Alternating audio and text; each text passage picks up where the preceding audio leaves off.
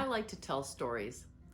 I tell stories to make people laugh or impress them with my vast knowledge of totally useless facts, and often just to make a connection. I will tell them to anyone who will listen. And in recent years, I tell them visually through my art. Those of you who have followed my Monday movies know I like telling stories through video too. So this is Monday movie number 71.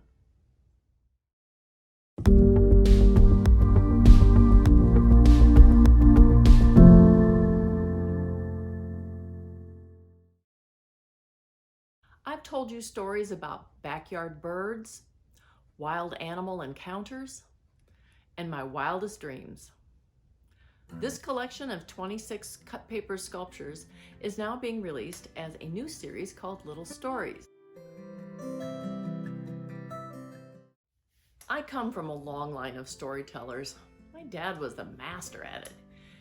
He used to say, "Did I ever tell you the one about me planting the coleus in the sand around the photo lab when I was in the South Pacific?" "Many times, Dad."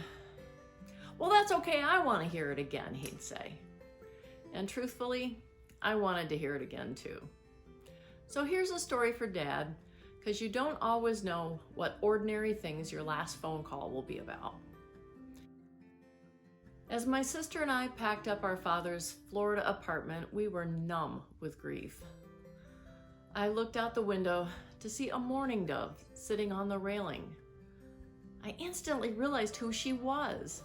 Remembering my last phone call with Dad, he cheerfully told me in great detail about Dovey, who'd made a nest in his patio tomato plant. He'd given her privacy, and both he and his Siamese cat, Casper, had enjoyed her company through the glass. That sad day, Dovey had come to pay her respects. Knowing Dad, he probably would have preferred I tell you a funny story. So I will leave you with the Kestrel story. I like odd facts. At times, the weirder the better. There are many stories I could tell you about these blue jay-sized falcons that live in my neighborhood. Personal experiences like getting to help band them at the nature center down the road.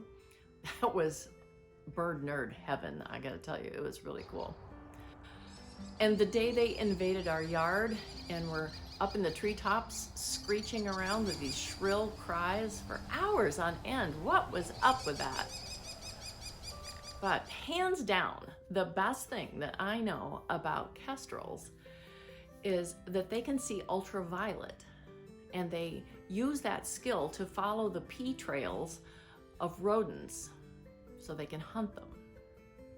So I just can't get that visual out of my head. They follow pea trails to find their dinner. So, did you hear the one about the mouse that got away? Depends.